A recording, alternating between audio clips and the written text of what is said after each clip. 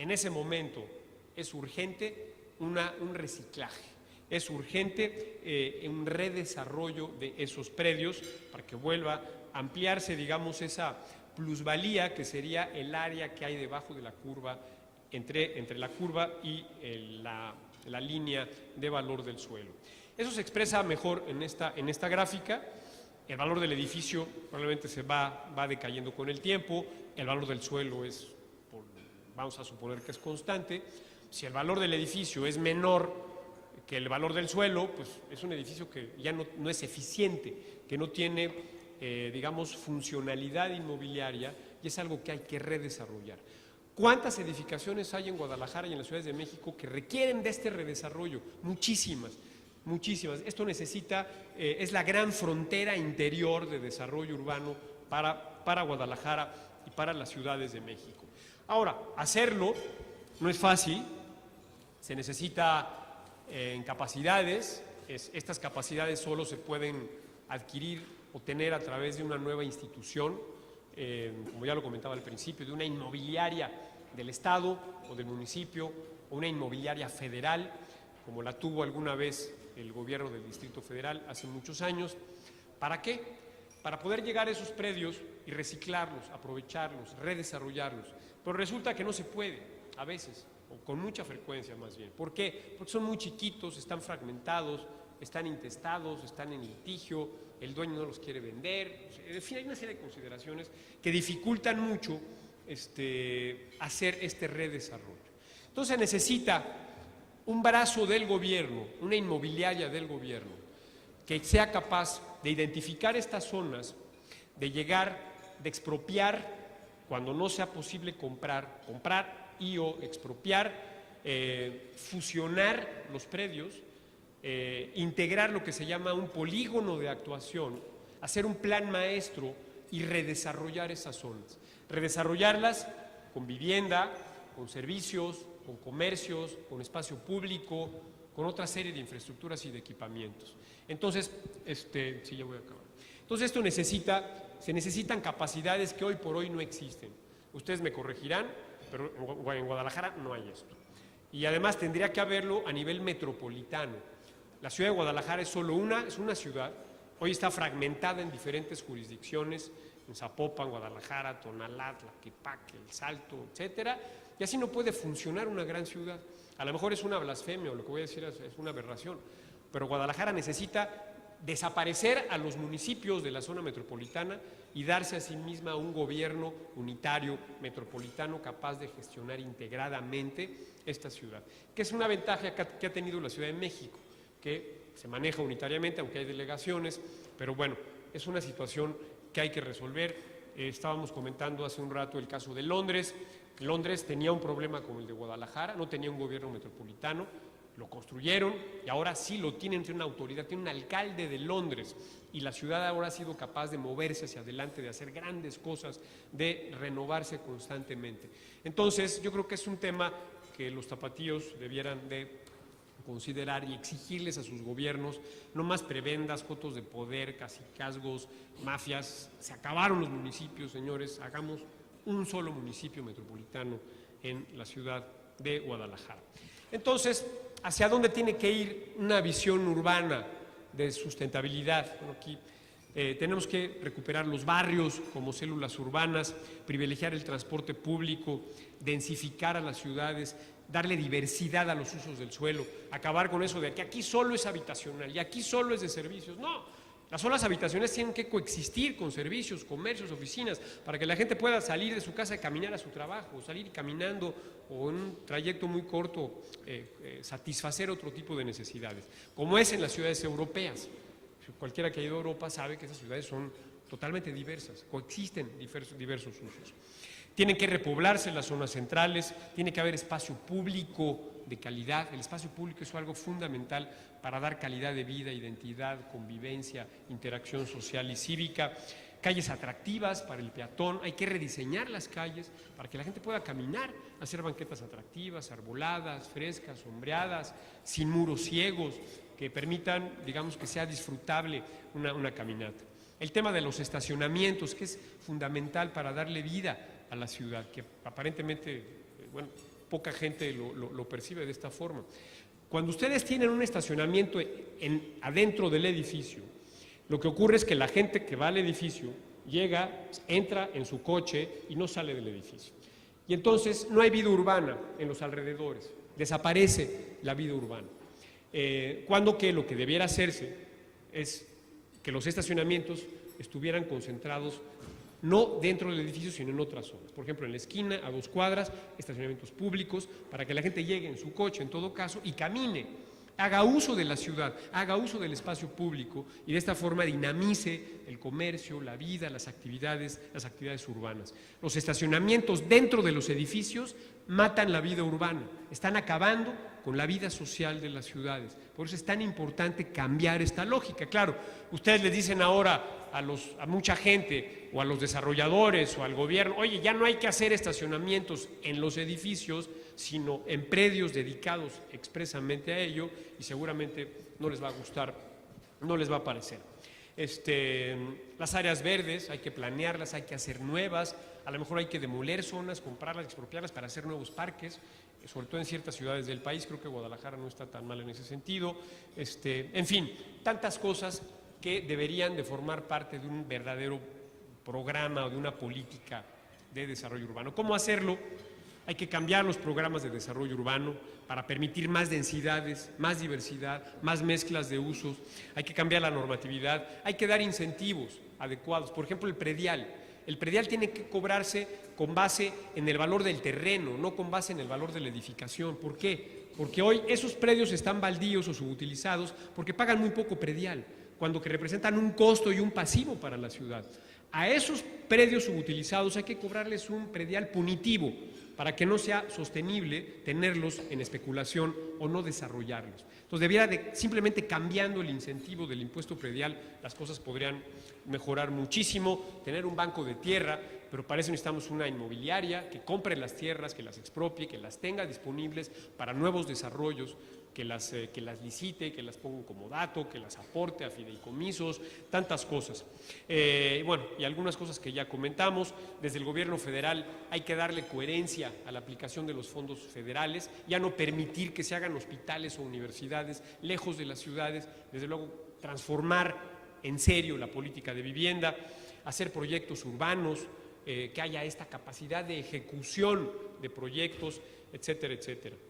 Y bueno, ya nos va a dar tiempo del tema de la edificación sustentable, pero bueno, es como que obvio, se reducen el consumo de energía, son más eficientes, reducen el consumo de agua, a mediano plazo son rentables, pero sobre todo un edificio inteligente. Creo yo que es un edificio bien localizado, un edificio ubicado en una zona central de la ciudad que le permite a quienes usan esa edificación desplazarse, moverse, acceder, satisfacer sus necesidades de una manera sencilla y fácil. O sea, creo que el rasgo fundamental de un edificio inteligente es su ubicación. Y desde luego, pues esto, y desde luego su diseño para embellecer el paisaje urbano, integrarse al espacio público, invitar a la vida peatonal. Este tipo de elementos en el diseño son sustanciales. Desde luego prohibir, yo prohibiría esos enormes predios de estacionamiento o los muros ciegos que matan a la vida urbana e invitan a la inseguridad. Tiene que haber un código de construcción, de diseño, que sea coherente con esta revitalización urbana. Hay mucha experiencia, hay códigos, manuales, normas en materia de edificios inteligentes. El que más conocen ustedes es el de LEED, échenle un ojo en internet. Y bueno, todo esto implica, bueno, ya lo comentamos, lo que implica una edificación sustentable.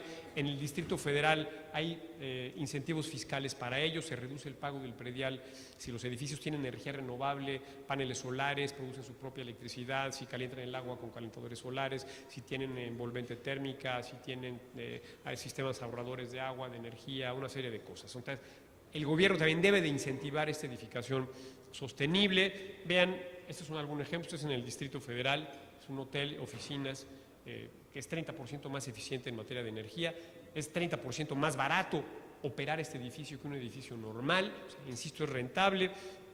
son edificios también inteligentes. Vean su exposición a la luz natural, a la ventilación natural, eso es esencial, no estar encerrados como en esto, en un lugar que requiere de aire acondicionado, requiere luz artificial, está consumiendo energía innecesariamente. ¿Por qué no el diseño implica que estemos utilizando la luz del día? ¿Por qué no podemos utilizar la luz del día ahora? ¿Por qué no puede haber ventilación natural? No tendríamos que estar encerrados en una caja de zapatos como esta, en un seminario de este tipo. Se requiere diseño inteligente. Esencialmente la sustentabilidad es inteligencia y es eficiencia. Y ya para terminar, ese es el nuevo aeropuerto, una gran obra, una gran intervención física en la Ciudad de México que va a cambiar la faz de la Ciudad de México, sobre todo en la zona oriente, que es una zona deprimida y pobre, abandonada, el lecho de un exlago. Esperemos que se haga conforme a lo programado. Vean, es el proyecto que ganó Foster. Es una sola nave enorme, una sola membrana gigantesca, sin trenes, sin andadores, donde se puede caminar por todas partes en el aeropuerto, un aeropuerto de 6 pistas, uno de los más grandes del mundo, que se va a construir en 5 o 6 años, esperemos que así sea, pero que además va a ser un edificio, una edificación inteligente, por muchas razones.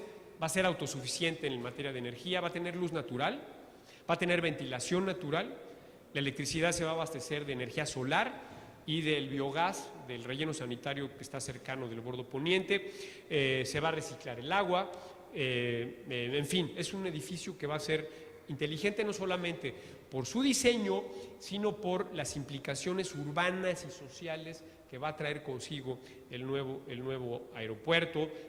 Ya con esto termino. Lo interesante y lo complejo es que no solamente es la construcción de un aeropuerto. Quien conozca la Ciudad de México sabe que esa parte del oriente de la ciudad, que era el antiguo vaso de Texcoco, era un lago, se desecó, de hecho. Es un suelo muy inestable, porque son arcillas saturadas de agua. Es un reto de ingeniería mayor el poder construir pistas que no tengan hundimientos diferenciales y soportar estructuras más o menos grandes. Es un reto de ingeniería importante, pero sobre todo el manejo hidrológico. ¿Por qué? Porque como es el vaso de un lago, de una cuenca cerrada, endorreica, como era el Valle de México, todos los ríos van a dar a ese lago.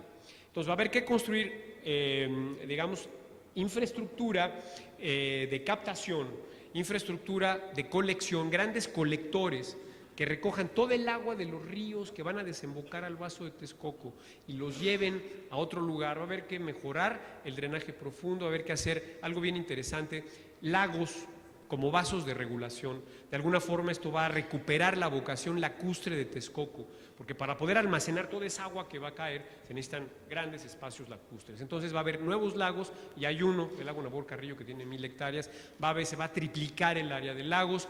Entonces esto va a implicar infraestructura hidráulica, el nuevo aeropuerto, infraestructura vial, metro, tren, etcétera, etcétera. Entonces la gran obra de ingeniería, la gran obra inmobiliaria para este siglo en el Valle de México, porque además va a incluir zonas comerciales, de desarrollo, industriales, de logística en las inmediaciones, con una gran oportunidad de desarrollo para el oriente de la ciudad. Y yo aquí lo dejaría, y agradeciéndoles mucho su atención. No sé si hay oportunidad de preguntas o comentarios. Si la hay, estoy a sus órdenes. Muchas gracias.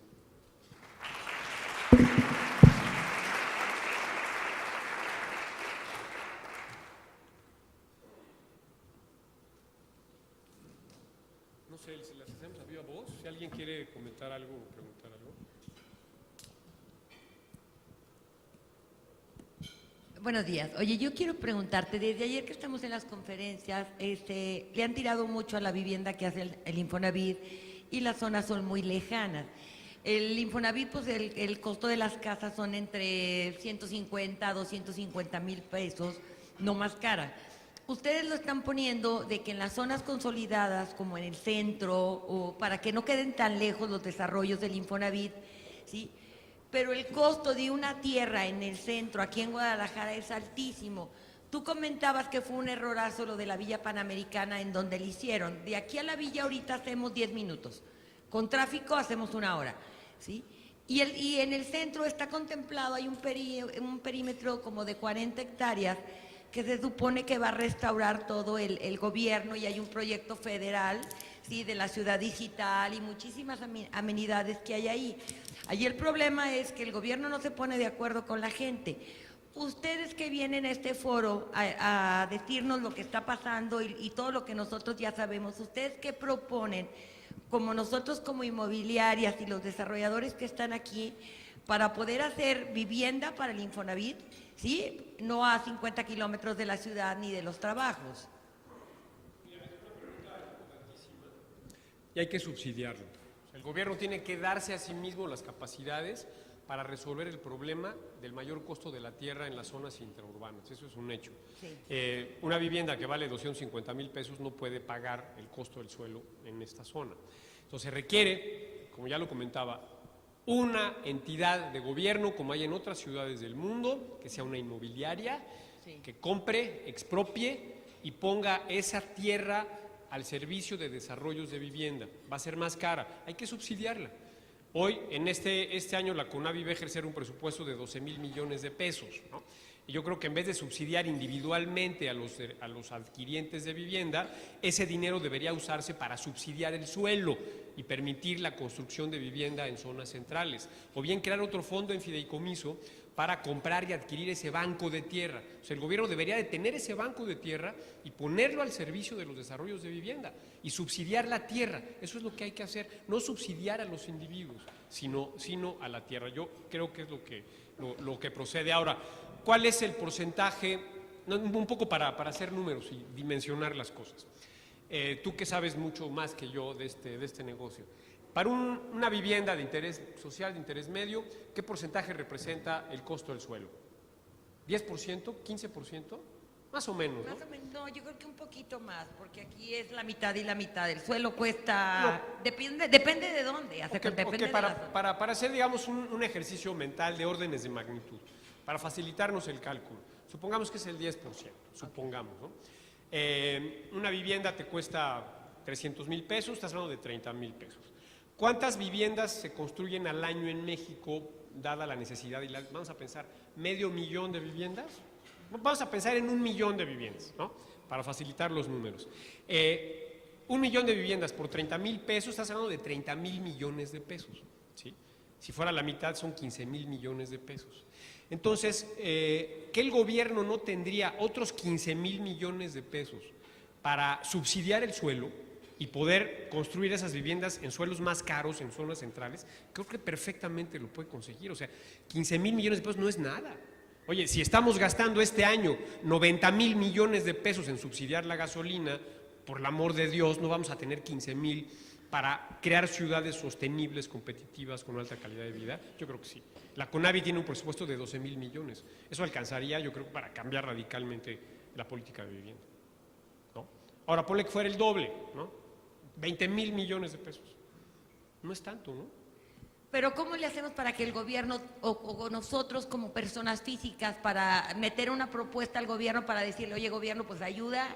¿Cómo regulas las tierras? Pues hay que presionar al gobierno, hay que hablar de esto todo el tiempo, hay que proponerlo, hay que decir, gobierno tienes que hacer esto y sobre todo ir promoviendo una nueva cultura urbana para que también la gente entienda y la gente vaya prefiriendo vivir en estos lugares. O sea, que la gente empiece a demandar, como está pasando en el Distrito Federal, que el mercado inmobiliario realmente está haciendo eso sin intervención del gobierno, porque la gente quiere eso. Entonces hay que ir cambiando, digamos, es la oferta y la demanda, también hay que ir cambiando la estructura de demanda de parte de la población, ¿no? Señor Cuadri, es un gusto tenerlo en ¿Dónde esta... estás? ¿Aquí estoy? ¿En dónde? Aquí. Perdón. Es un gusto tenerlo en esta ciudad. Me encantaría saber, la propuesta se me hace muy interesante, se me hace algo futurista, pero yo quisiera saber, quisiera ordenar mis ideas de lo que acabo de escuchar y cuál sería el orden lógico, el orden lógico básico para un cambio tan sustentable, porque es realmente un cambio de infraestructura muy grande, donde hay muchísima inversión para realizar ese cambio. O sea, ¿cuál sería el orden lógico? Trabajar primero con gobiernos, con nuestros estatutos de gobierno, creando esa inmobiliaria planteada. O sea, ¿cuál es el orden realmente lógico? ¿Por dónde deberíamos de comenzar como ciudad para ese cambio? Pues mira, yo creo que es a dos escalas. Una es a escala federal y otra es escala local. Y me parece que son procesos que van en espejo, casi simétricos, ¿no? Voy a decirlo a escala federal y después supongo que es muy fácil traducir esto a escala local, ¿no? Uno, darle a la SEDATU dientes y brazos para hacer cosas, ¿no? ¿Qué quiero decir con esto? Que la SEDATU tenga esas capacidades de ejecución, ¿sí? Que tenga una inmobiliaria a su servicio, la SEDATU, para llegar a Guadalajara y hacer cosas junto con el gobierno local y los inmobiliarios y los desarrolladores locales, ¿no? Tener el banco de tierra, hay que construirlo, eso requiere dinero, requiere recursos, hay que buscar cómo financiar ese banco de tierra. Se necesita también ir cambiando las regulaciones o los programas de desarrollo urbano. Se necesita tener este fondo para subsidiar el suelo intraurbano. Ahora, cambiar las regulaciones, como yo decía, no se puede hacer desde el gobierno federal porque no es competencia federal, pero ustedes sí lo pueden hacer a escala local. Ahora, el gobierno federal podría también, y eso sí lo puede hacer, es que la SEDATU asumiera la responsabilidad o la facultad de tamizar o hacer un filtro de todas las decisiones de aplicación de fondos federales. Es decir, señores, cualquier inversión de fondo, aplicación de fondo federal en infraestructura, en equipamiento, servicios, hospitales, salud, educación, todo tiene que pasar por un criterio de localización. Y si no los pasa, pues no se puede hacer, punto. Y eso yo creo que es factible para el gobierno federal hacer. Idealmente, hay que cambiar el impuesto predial, tampoco lo puede hacer el gobierno federal, solo pueden hacer ustedes, para aumentar la oferta de tierra intraurbana. Desde el momento en que un predio ocioso tiene que pagar un predial altísimo, en ese momento se amplía la oferta de tierra intraurbana, hay que cambiarlo. El gobierno federal podría hacer convenios con los estados, que es lo que están tratando de hacer, pero me parece que, como no tiene dientes la SEDATU, o sea, no tiene forma de castigar el incumplimiento o de inducir a que los gobiernos locales lo hagan, es difícil, ¿no? Pero en fin, políticamente sería factible. Ahora, en última instancia, lo que yo haría, que no es estrictamente necesario, pero sería lo mejor, sería modificar el artículo 115 constitucional y la Ley General de Asentamientos Humanos. Y yo no es que le trataría de quitar las facultades a los municipios, tampoco de revertir el federalismo, que es así como una religión, ¿no? Pero sí cambiar el artículo 115 para que haya concurrencia, para que haya posibilidades de que el gobierno federal intervenga de manera concurrente en determinadas situaciones. Y de esta forma darle, digamos, armonía a las políticas urbanas, federales, estatales y municipales, entre otras muchas cosas, ¿no? Sí, a ver. Sí. Doctor, buenos días, muchas gracias. Buenos días. Una pregunta respecto al tema cultural. ¿Cómo hacemos o qué estrategias conoces o propones para hacer un cambio en la cultura en este caso del tapatío, ¿no? De todas las personas que vivimos en la zona metropolitana de Guadalajara, para irnos a vivir al centro de Guadalajara y quitarnos del tema de tener nuestra propia casa con 2 vehículos y manejar? ¿Cómo hacer este cambio de paradigma cultural en la sociedad? Pues mira, creo que hay muchas formas de lograrlo. Tendría que haber algún programa de educación urbana, incluso desde la escuela primaria, así como hay educación ambiental y todos los niños ya más o menos saben que hay que plantar árboles y que no hay que tirar la basura y que hay que cuidar a la vida silvestre, lo cual está muy bien, evidentemente, y que hay que tener áreas verdes. Cualquier niño sabe eso, ¿no? Ya, gracias a la educación ambiental que se ha venido dando durante muchos años en las escuelas. Bueno, habría que enseñarles a los niños desde muy chicos que las ciudades sostenibles tienen que ser verticales, tienen que tener espacio público, tienen que tener áreas verdes, hay que andar en transporte colectivo. Hay que enseñarle eso a los niños y darles las razones de por qué eso es lo que debe hacerse. Y creo que los gobiernos debieran de tener campañas permanentes de difusión, de divulgación, de cultura urbana, para que la gente vaya entendiendo esto. Debates, seminarios, coloquios, conferencias, medios de comunicación, para ir cambiando esta mentalidad, que me parece que es una mentalidad, y perdón si esto ofende a alguien, todavía de un México muy primitivo, que tiene todavía un bagaje rural, ¿no? El México rural, de esa utopía de la casa con el jardín en medio del verdor, del campo y no sé cuánto, o sea, el seguir pensando que la ciudad es un mal necesario, cuando que la ciudad es un instrumento estratégico de desarrollo, calidad de vida y vida cívica, ¿no? Entonces, conforme las nuevas generaciones se van alejando de aquel paradigma rural, los nuevos, los jóvenes, y eso lo estamos viendo en la Ciudad de México, pues que además o viven solos, o son parejas inestables, o son parejas sin hijos, o tienen un hijo o dos, ya no les interesa vivir en una casa lejos con 3 cocheras y un jardinzote, ¿no? Los hijos quieren estar cerca de las escuelas,